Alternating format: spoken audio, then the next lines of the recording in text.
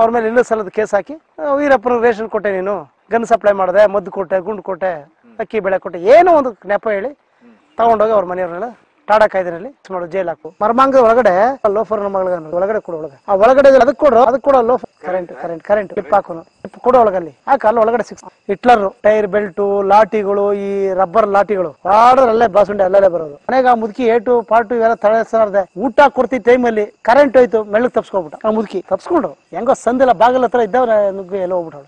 ಏನ್ ಇವ್ರು ಇಟ್ಕೊಂಡು ತಪ್ಪು ಮಾಡಿಲ್ವಾ, ಪೂಜೆ ಮಾಡ್ಕೊಟ್ಟಿಲ್ವ ನೀನು? ಇಲ್ಲ, ನಾನು ಯಾರಿಗೂ ಪೂಜೆ ಮಾಡ್ಕೊಡ್ಲಿಲ್ಲ, ನನ್ನ ದೇವ್ರ ಸಾಕ್ಷಿಯಾಗೂ ಯಾರು ಬರ್ಲಿಲ್ಲ, ಆ ಈರಪ್ಪನು ನೋಡಿಲ್ಲ, ಆ ಸುಡುಗಾಡವನು ನೋಡಿಲ್ಲ ಅನ್ನುವ ಒಮ್ಮಿನ ಹಾಗೆ ಹಿಂಗ ಬಂದದ್ದೆ.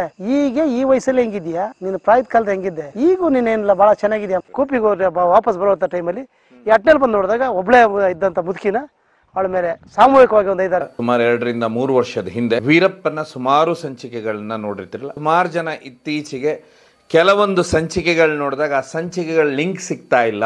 ವಿಶೇಷವಂದ್ರೆ ಹೊಸ ಚಂದಾದಾರ ಏನಿದೆ ಇವ್ರು ಈ ಸಂಚಿಕೆಗಳ ಲಿಂಕ್ ನಮಗ್ ಸಿಗ್ತಾ ಇಲ್ಲ ಅನ್ನುವಂತ ಸುಮಾರು ಜನ ಕಾಮೆಂಟ್ಸ್ ಬಾಕ್ಸ್ ಅಲ್ಲೂ ಹಾಕಿದ್ದೀರಾ, ಹಾಗೆ ಮೆಸೇಜು ಮಾಡ್ತಾ ಇದ್ದೀರಾ. ಹಳೆಯ ಎಲ್ಲಾ ಸಂಚಿಕೆಯನ್ನು ಬಿಡ್ತಾ ಇದ್ದೇವೆ, ದಯವಿಟ್ಟು ಯಾರು ಇಲ್ಲಿವರೆಗೆ ಈ ಸಂಚಿಕೆಗಳನ್ನ ನೋಡಿಲ್ಲ ಅವರು ನೋಡಬಹುದು.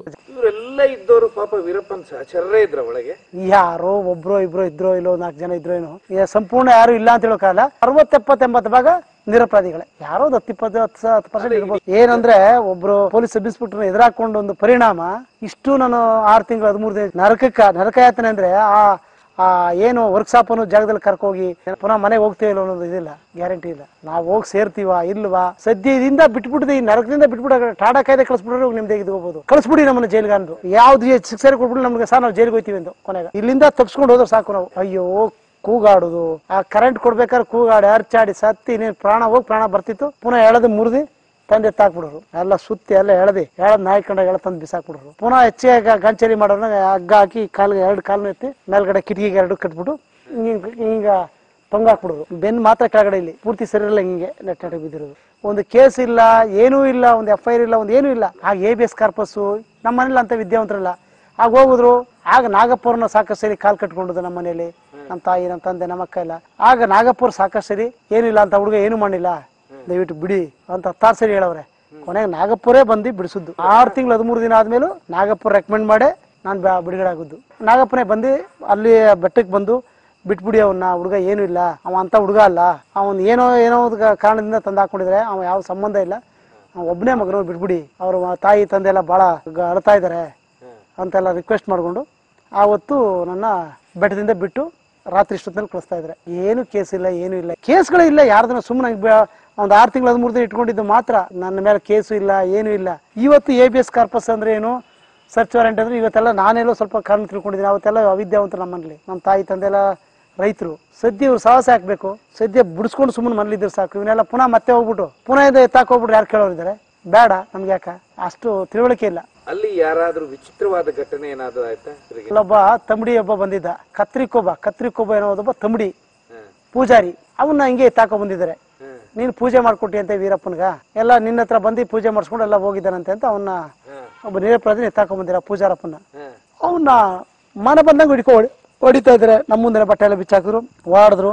ಅವ್ನು ಏನು ಗೊತ್ತಿಲ್ಲ, ತಿಳುವಳಿಕೆ ಇಲ್ಲ. ಏಯ್ ನನ್ನ ಯಾಕೆ ಹೊಡೆದೆ ನೀವು, ನಾನು ಚಿಕ್ಕ ಮಗುನೇ, ಅವರು ಒಂಥರ ತಂಬಡಿ, ಅವನು ಈ ಕಂಪನಿ ಲಿಂಕ್ ಆಯ್ತಾ, ಯಾಕೆ ನಾನು ಯಾಕೆ ಯಾನವ ನಾನು ಯಾನವ ಮಾಡಿದೆ, ನಾನು ಯಾಕೆ ಹೊಡೆದೆ, ಪೊಲೀಸ್ ನಾನು ಯಾಕೆ ಹೊಡೆದೆ, ನಾನು ಹೊಡೆದೆ, ನೀವ್ ಹೊಡಿಬೇಡ ಕಳ ಅಂತ ಅವನು ಕೆನ್ನೆಗೆ ಹೊಡೆದೆ. ನೋಡ ನಾ ಚಿಕ್ಕ ಇದ್ನೆ, ನೀನ್ ಕೆನೆ ಹೊಡಿತೀಯ ನೀನು, ಸುಮ್ನಿರ್ಲ ಅನ್ನುವ. ಏನು ಹೋಗ ಬರಂತೆ, ಸುಮ್ನಿರ ಅಂತ ಇವನು ಬಾಳ ಇದಾನು. ಅವ್ನಿಗೆ ಏನು ಗೊತ್ತಿಲ್ಲ ಪಾಪ. ಕತ್ರಿಕೊಬ್ಬನು ಒಂದು ದೇವಸ್ಥಾನದಲ್ಲಿ ಯಾವ್ದು ಪೂಜೆ ಮಾಡ್ತಿದ್ದನು, ಇವ್ ಹೋಗ ಬರ ಅನ್ನುವ ಪೊಲೀಸ್ನವ್ರನ್ನೇ. ಯಾಕ ನಾನು ನೋಡಿದ್ದು, ನಾ ಏನ ಮಾಡಿದಿ, ಆದಿವಾಸಿ ಟೈಪು ಅವ್ರ ಕಂಪನಿ ಐತ್ರಿ ಮಾದೇಶ್ವರ ಬೆಟ್ಟದಲ್ಲಿ ಪೂಜೆ ಮಾಡ್ತಾರಲ್ಲ ಆ ತಂಬಡಿಗಳವ್ರು, ನಾ ಯಾನ ಮಾಡಿದಿ, ನನ್ನ ಯಾಕೆ ಕರ್ಕೊಂಡ್ ಬಂದೆ, ನಾ ಚಿಕ್ಕ ಇದ್ನೆ, ನಾನು ಹೊಡಿತಿದ್ದೆ, ನೀನು ಒಂದ್ ದೊಡ್ಡ ಮನ್ಸ ಅಂತ ಬೆಲೆ ಬೇಡವೆ, ಏನ್ ಕೆನೆ ಹೊಡಿತಿದ್ದೆ, ಸುಮ್ನಿರ ಅಂತ ಅವನು ಇದನ್ವ. ಯಾರನ್ನ ಹೋಗ್ತೀಯ ಬಾ ಅಂತ ಬಿಡ್ದೆ. ಪುನಃ ಇವ್ರು ಹಾಕೊಂಡು ರಬ್ಬರ್ ಬಂದ್ ಆಗಿಬಿಡೋದು. ಇದು ಬೇಡ, ಸರಿ ಇಲ್ಲ, ನೀವು ಯಾಕೆ ಹೊಡಿದ್ ನೀನು, ಏನ್ ದಿಕ್ಕಾಪಲ್ಲಿ ಇವನು ಮಾತಾಡುವ, ನಾನು ಬೋಳಿ ಮಕ್ಳಿಯ, ನೀನ್ ದೊಡ್ಡ ಮನ್ಸ ಅಂತ ಬೆಲೆ ಬೇಡವೆ, ಸಣ್ಣ ಇದ್ದ ನಾನು ಹಂಗೆ ಹೊಡಿತಿದ್ದೆ ನೀನು ಸಾಕು, ಯಾವ ದೊಡ್ಡ ಇಂದ ಬೋಳಿ ಮಗನ ಅನ್ಬಿಟ್ಟು ಇವ್ರು ಹಿಡ್ಕೊಂಡ್ ಬರ್ಸರು. ಅವ ಮಾತಾಡ ಇವ ಹೊಡಿರು, ಹೊಡೆದು ಕೊನೆಗೆ ಅವ್ನ ಹೆಂಗೆ ಕಟ್ಟಿದ್ರು ಅಂದ್ರೆ ಅದೇನ್ ಹೇಳ್ದಾನೆ ಸರ್, 2 ಕಾಲು ಹಾಕಿದ್ದೆ, ತೂಕ ಎತ್ತಿದ್ದೆ, ಚೈನ್ ಇದಿದೆಯಲ್ಲ ಕಿಟಕಿ, ಆ ಕಂಬ ಕೇಳತ್ತೆ ಮೇಲೆ ಹೇಳ್ತೆ, 2 ಕಾಲು ಹೇಳ್ತೆ ಕಟ್ಬಿಟ್ರು. ತಲೆ ಮಾತ್ರ ಇಲ್ಲಿ ಇಷ್ಟೇ ಹಿಂಗ್ ಬಿದ್ದಿರುವ ಒಂದು ರಾತ್ರಿ ಎಲ್ಲ ಹಂಗೆ ಬೀಳಿಸಿದ್ರು. ಅವನ್ನ ಆಮೇಲೆ ಪುನಃ ಅದೆಲ್ಲಿ ಬಿಚ್ಚೆಲ್ಲಿ ಬಿಟ್ಟು ಕರ್ಕೋದ್ರೆ ಏನೋ ಗೊತ್ತಿಲ್ಲ.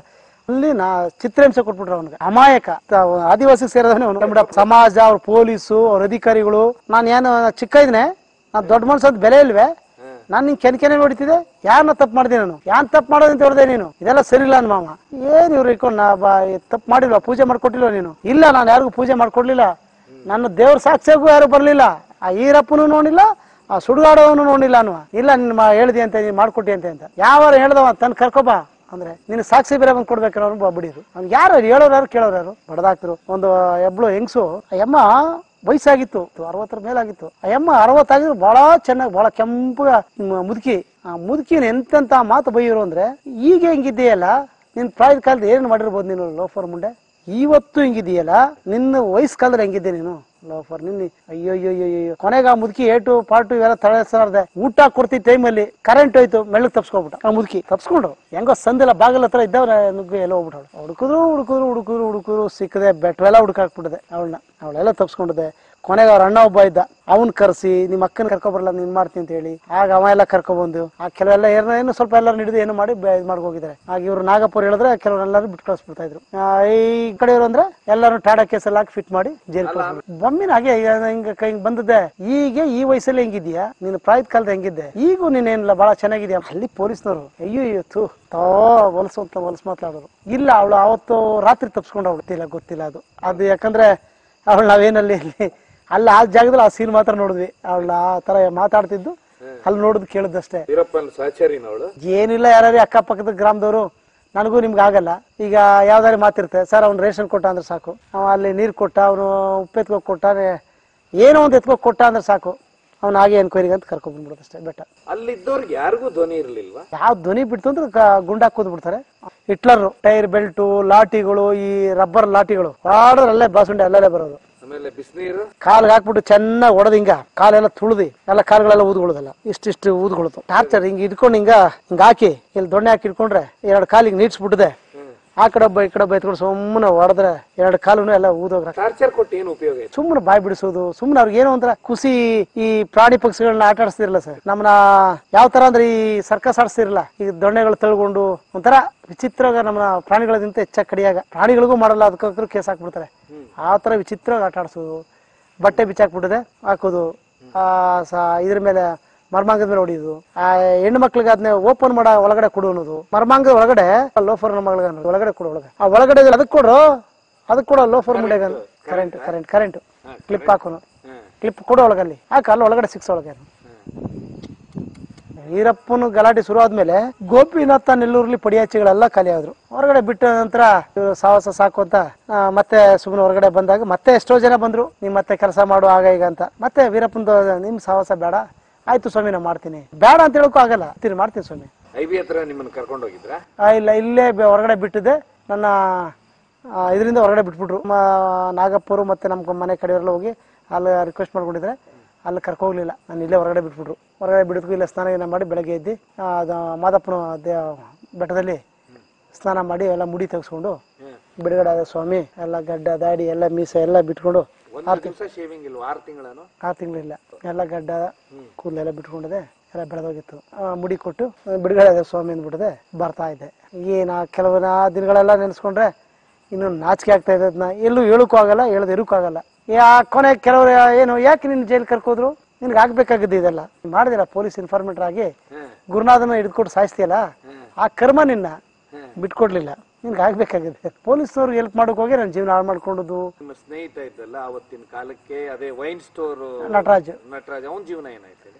ಅವನು ಮತ್ತೆ ಅವನು ಅಲ್ಲೆಲ್ಲ ಇವನು ನನ್ನಂಗೆ ಇವನಿಗೆಲ್ಲ ಇಲ್ಲಿ ಸಾಕಷ್ಟು ಸ್ಟೇಷನ್ ಕರ್ಕೊಂಡ್ಬಂದು ಹೊಡೆದು, ಅಲ್ಲೆಲ್ಲ ರಮಾಪುರ ಸ್ಟೇಷನ್ ಹೊಡೆದು ಅವನು ಕುಳಿಸಿ, ಅವನು PT ಕೇಸ್ ಎಲ್ಲ ಹಾಕಿ ಕೋರ್ಟ್ ಕಳಿಸಿ, ಅವನು ಹುಚ್ಚಾದಂಗೆ ಆಗಿ ಕೊನೆಗೆ ಅವನು ಸುತ್ತಾಡ್ಕೊಂಡಿದೆ. ಅವನು ಬ್ಯಾಂಗ್ಳೂರ್ಗೆ ಹೋಗಿ ಅವನು ಆ ಕಡೆ ಬೆಂಗಳೂರು ಸೇರಿ ಮದುವೆ ಆಗಿತ್ತು, ಮಕ್ಳಿತ್ತು ಅವನಿಗೆ, ಮಗನ ಕೆಲಸಲಿದ್ದ. ಆಮೇಲೆ ಅಲ್ಲಿ ಬೆಂಗಳೂರು ಕೆಲಸ ಸೇರ್ಕೊಂಡು ಬಾಂಬೆದ ಒಂದು ಕೆಲಸಲಿದ್ರು, ಅಲ್ಲಿ ಬೆಂಗಳೂರು ಸೇರ್ಕೊಂಡ್ರು. ಆ ಬೆಂಗಳೂರು ಸೇರ್ಕೊಂಡಿದೆ, ಇದೇ ತರ ಅಲ್ಲಿ ಇಲ್ಲಿ ಸುತ್ತಕೊಂಡಿದೆ, ಕಾಲ ಕಳೀತಾ ಇದ್ರು. ಕೊನೆಗೆ ಅವನು ಸ್ಥಿತಿ ಊಟ ತಿಂಡಿ ಎಲ್ಲದಕ್ಕೂ ತೊಂದರೆ ಆಗಿ ಅವನು ಕುಡಿತಿದ್ದ ಡ್ರಿಂಕ್ಸ್ ಎಲ್ಲ ಹೋಗಿ ಯಾರನ್ನೆಲ್ಲ ಭಿಕ್ಷೆ ಬಿಡಿಸೋ ಸ್ಟೇಜ್ ಬಂದ್ಬಿಟ್ಟಿದೆ. ನಟರಾಜ್ ಏನು ಒಂದು 90 ಕುಡಿಸಿನ ಲೆವೆಲ್ಗೆ ಯಾರನ್ನ ಬಂದ್ರು ಯಾವ ಮುಂದೆ ನಮ್ದು ರಾಯಲ್ ಆಗು ಅಂತದ್ದು ಇಂಥದ್ದು ಅಂತ ಹೇಳ್ತಿದ್ದವ, ಯಾವ ಬ್ರ್ಯಾಂಡ್ ಆದ್ರೂ ಸರಿ ಒಂದು 90 ಕುಡಿಸಿನ ಲೆವೆಲ್ಗೆ ಬಂದ್ಬಿಟ್ಟಿದೆ. ಬಹಳ ಚಿಂತಾಜನಕವಾಗಿ ಎಲ್ಲ ಒಂದು ಎಲ್ಲ ಇದು ಬಂದಂಗೆ ಚಿಂತೆನೆಲ್ಲ ಭಾಳ ಕೆಟ್ಟೆಲ್ಲ ಇದಾಗಿ ಕೊನೆಗೆ ಈಗ ಸತ್ತೋದ ಅಂತ ವಿಷಯ ಗೊತ್ತಾಯ್ತು ಈಗ. ಹೌದಾ, ಎಷ್ಟು ವಯಸ್ಸಾಗಿರ್ಬೋದು ಸತ್ತಾಗ ಅವನಿಗೆ? ಆಗಿರ್ಬೇಕು ಸರ್, ಆಗ ಆಲ್ರೆಡಿ ಒಂದು 50-55 ಆಗಿರ್ಬೋದು ಇವಾಗ. ಬೆಂಗಳೂರಲ್ಲಿ ಸತ್ತೋದ್ರು ಅಂತ. ಇದು ಗ್ರಾಮ ಅಂತ ಇದಕ್ಕೆ.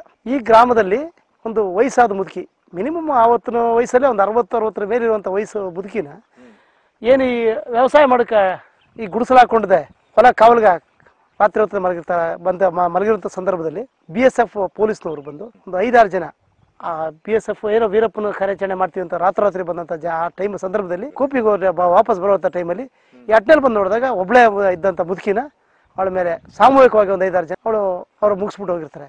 ಬೆಳಗ್ಗೆ ಎದ್ದು ಅವಳಿಗ ಬಹಳ ನಿಸಕ್ತಿಯಾಗಿ ಆಗ ಹೋಗಿ ನೋಡಿದಾಗ ಆಗ ಮುದುಕಿ ಅವಳು ಹೇಳ್ಕೊಡ್ತಾಳೆ, ಯಾರೋ ಎಲ್ಲ ಹಿಂದಿನಲ್ಲಿ ಮಾತಾಡ್ತಾರೆ ಪೊಲೀಸ್ನವರು. ಆಗ ಮುದುಕಿನ ಹಾಸ್ಪಿಟಲ್ ಕರ್ಕೋಗಿ ಅವಳನ್ನ ಚಿಕಿತ್ಸೆ ಕೊಡಿಸಿ ಕರ್ಕೊಬರ್ತಾರೆ. ಆಗ ಭಯ ಪೊಲೀಸ್ನವರು ಮತ್ತೆ ಏನು STF ಮೇಲೆ BSF ಮೇಲೆ ಏನು ಹೇಳ್ತಂದ್ರೆ ನಮ್ಮ ಮನೆಯವರಲ್ಲೇ ಹಾಕೋಗ್ಬಿಡ್ತಾರೆ ಬೈಕ್. ಹಾಗೆ ಏನು ಮತ್ತೆ ಯಾವುದೇ ಇದಕ್ಕೂ ಹೋಗದೆ ಹಾಸ್ಪಿಟ್ಲಿಗೆ ಹೋಗಿ ತೋರಿಸ್ಕೊಂಡಿದೆ, ಚಿಕಿತ್ಸೆ ಪಡ್ಕೊಂಡಿದೆ. ಆ ಮುದುಕಿ ಬಂದು ಮನೆ ಉಳ್ಕೋತಾರೆ. ಅಸಹಾಯಕರವರು ಪೊಲೀಸರ ಮೇಲೆ ಬೆರಳು ತೋರಿಸಿ ಮಾಡುವಷ್ಟು ಶಕ್ತಿ ಇರಲಿಲ್ಲ. ಎಲ್ಲಾ ಪೊಲೀಸೇ ಇಲ್ಲಿ, ಪೊಲೀಸು ಸರ್ವಾಧಿಕಾರಿ. ಏನಾರು ಅವ್ರ ಬಗ್ಗೆ ಚಕಾರ ಇತ್ತು ಅಂದ್ರೆ ಮಾರನೇ ದಿನನೇ ಅವ್ರ ಮೇಲೆ ಇಲ್ಲ ಸಲದ ಕೇಸ್ ಹಾಕಿ, ವೀರಪ್ಪನ ರೇಷನ್ ಕೊಟ್ಟೆ, ನೀನು ಗನ್ ಸಪ್ಲೈ ಮಾಡಿದೆ, ಮದ್ದು ಕೊಟ್ಟೆ, ಗುಂಡು ಕೊಟ್ಟೆ, ಅಕ್ಕಿ ಬೆಳೆ ಕೊಟ್ಟೆ, ಏನೋ ಒಂದು ನೆಪ ಹೇಳಿ ತಗೊಂಡೋಗಿ ಅವ್ರ ಮನೆಯವ್ರನ್ನೆಲ್ಲ ಟಾಡಾ ಕಾಯ್ದೆನಲ್ಲಿ ಮಾಡೋ ಜೈಲ್ ಹಾಕ್ಬಿಡ್ತಾ ಇದ್ರು. ಆ ಬೈಕ್ ಯಾರು ನಿರ್ದಾಕ್ಷಿಣ್ಯವಾಗಿ ಯಾರು ಅವ್ರನ್ನ ಬಿಡಿಸ್ಕೊಳಕ್ ಸಾಗ್ತಾ ಇರಲಿಲ್ಲ. ಆಗ ಪೊಲೀಸ್ನವ್ರದೇ ಸರ್ವಾಧಿಕಾರ, ಅವ್ರನ್ನೇನು ಮಾಡುವಂತ ಇದು ಆಗ್ತಿರ್ಲಿಲ್ಲ.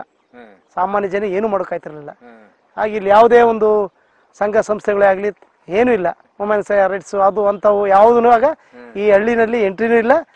ಮತ್ತೆ ಅವ್ರನ್ನು ಆ ಸಂದರ್ಭದಲ್ಲಿ ಯಾರೂ ಇಲ್ಲಿ ಬಂದು ಯಾರೋ ಈ ರೀತಿ ಇದೆ, ಕಾನೂನು ಇದೆ ಅಂತ ತಿಳುವಳಿಕೆ ಕೊಡೋಕೆ ಆಗ್ಲಿ, ಇವ್ರನ್ನ ಎದುರಿಸಿ ಮಾತಾಡುವಂತ ಪೊಲೀಸ್ನ ಎದುರಿಸಿ ರಕ್ಷಣೆ ಕೊಡುವಂತ ಜನ ಯಾರು ಬರ್ಲಿಲ್ಲ. ಆಗ ನೋಡಿ, ಇದು ಚಿಕ್ಕೂರು ಗುಡ್ಡೆ ಅಂತ ಇದು ಆಗ ಬೆಟ್ಟ. ಅದರಿಂದ ಆಚೆ ಹೋಗ್ತಾ, ಅದರಿಂದ ಆಚೆ ಎಲ್ಲ ಒಡೇರ್ಪಳ್ಯ, ಗದ್ದೆ ಸಾಲು, ಏನು ಒಂದು 6-7 ಕಿಲೋಮೀಟರ್ ದಾಟಿದ್ರೆ ಆ ಕಡೆ ಒಡೇರ್ಪಳ್ಳಿಗೆ ಹೋಗ್ಬಿಡ್ಬೋದು. ಗದ್ದೆ ಸಾಲು ಅಂತೀವಲ್ಲ, ಆ ಕಡೆ ಎಲ್ಲ ಕೋಮಿಂಗ್ ಮುಗಿಸ್ಕೊಂಡು STFನವರು ಈ ಬೆಟ್ಟ ಇಳಿದು ಬರ್ಬೇಕಾದ್ರೆ ಈ ಜಮೀನಲ್ಲಿ ಮಲಗಿದ್ದಂತ ಮುದುಕಿ ಮೇಲೆ ರಾತ್ರಿ ಮಧ್ಯರಾತ್ರಿ ನೋಡ್ತಾರೆ BSF ಪೊಲೀಸ್ನವರು. ಒಂಟಿದ ಮಹಿಳೆ ಮೇಲೆ, ಆ ಗುಡಿಸಲ್ ಇದ್ದಂತ ಮಹಿಳೆ ಮೇಲೆ ಬಿಟ್ಟು ಹೋಗಿರ್ತಾರೆ. ಆ ಮುದುಕಿ ಸಾಮೂಹಿಕವಾಗಿ ಒಂದು 5-6 ಜನ ಅವಳು ಎದ್ದೇಳೋ ಸ್ಥಿತಿ ಇರಲಿಲ್ಲ.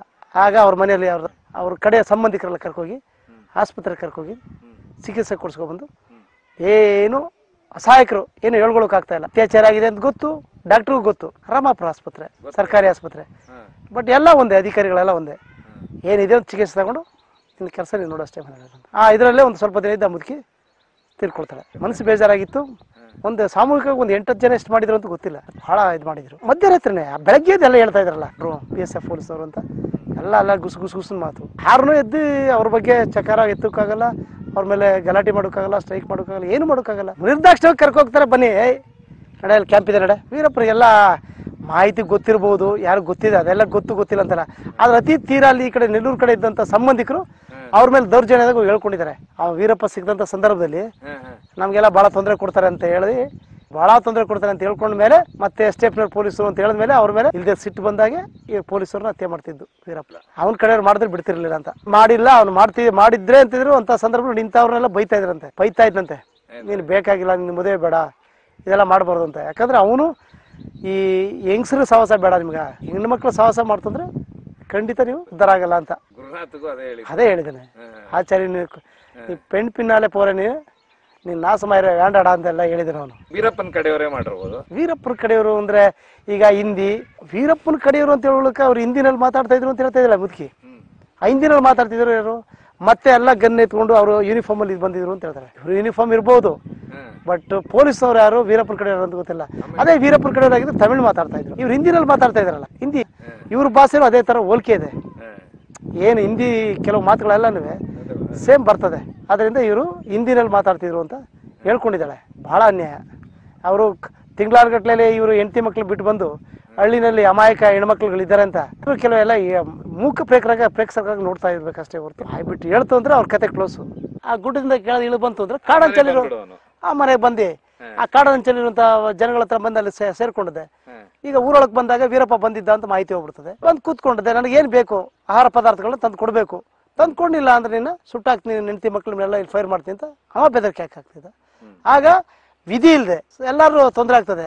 ಈ ಅಡಿಕೆ ಏನೋ ಇಕ್ಕಳದ ಮಧ್ಯ ಸಿಕ್ಕುವಂತ ಅಡಿಕೆ ತರ ವಿಧಿ ಇಲ್ಲದೆ ತಂದು ಅವ್ರು ರೇಷನ್ ತಂದು ಕೊಡ್ಲೇಬೇಕು.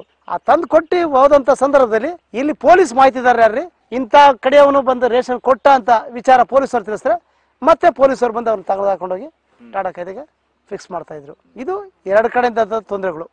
ವಿಧಿ ಇಲ್ಲದೆ ಮಾಡ್ತಾ ಇದ್ದ ಒಂದು ಕೆಲಸಕ್ಕ ಸಾಮಾನ್ಯ ಜನ ಅನುಭವಿಸ್ತಾ ಇದ್ರು. ಪಾಪ ಇಷ್ಟು ಜನ ಕೇಸ್ ಹಾಕಿದಾರಲ್ಲ, ಏನೂ ಉಪಯೋಗ ಇಲ್ಲ, ಏನೂ ತಪ್ಪು ಮಾಡಿಲ್ಲ.